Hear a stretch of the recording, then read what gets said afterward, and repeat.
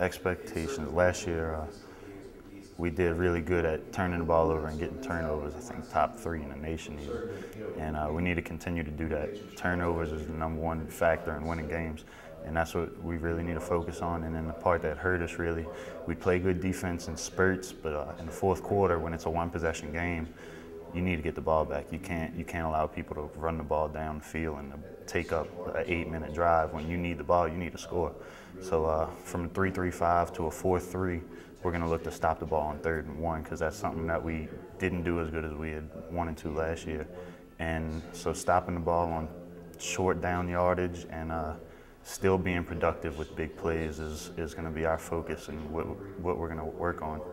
Well, Tommy, in your career, you kind of hung out around the line of scrimmage a lot of times. Also, drops back in coverage in that 3-3-5. Is your role going to change in this 4-3 defense? Somewhat. I'm not going to be taking on as many fullbacks in the backfield. I'll be 10 yards deep. I won't be able to get there as fast. It's a lot like my freshman year. We ran a 4-3, and I got to play strong safety. So I was 8 yards off the ball. We're going to move it back to 10 because we feel better about our front 7 being able to do the job themselves. So it's more relaxing for me to hang out and let them try to throw the ball deep on us. And then if they can control the run, it's just makes us better to be able to sit back and wait for the pass. Tommy, on the secondary, talking about the secondary a little bit. You're back there. You had some depth and some depth and some age in the back end of the secondary. But then on the corner, you have some new guys. Talk about those guys when we're talking about that. Right.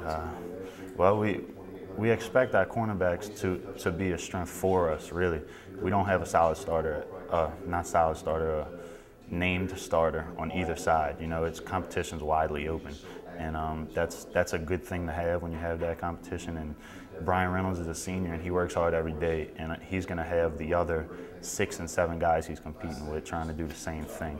So I'm glad we have at least one senior. We got a junior college transfer that's been in all summer in Clint Coleman, and then we've even got down to redshirt freshman Robert Alford. And between them, I think they'll handle what they need to handle. And, of course, the safeties, we all work together, so we'll be after each other.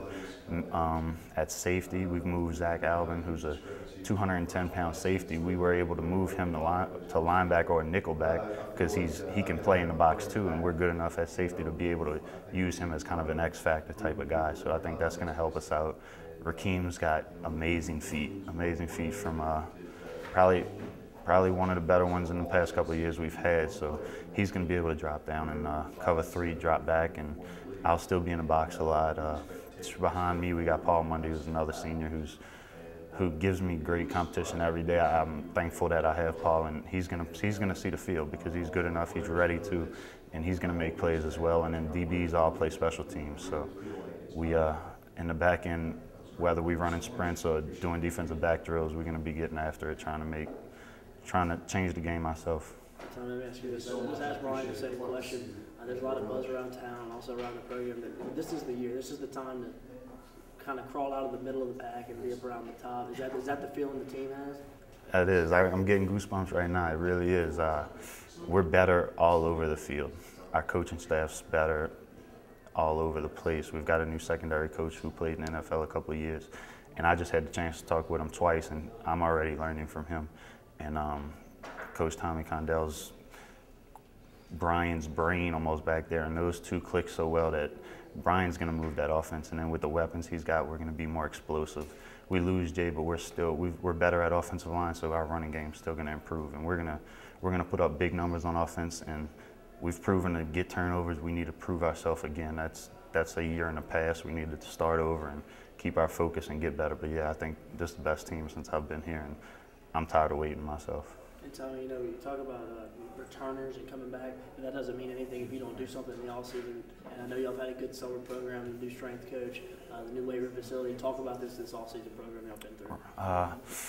Unmatched, really unmatched in the weight room. We do snatches, power cleans, hang cleans, every type of quick twitch muscle thing you can find, and I didn't expect it to show as much in our maxes. I thought that was just more of a football type of lift that helped you on the field because that's what it is.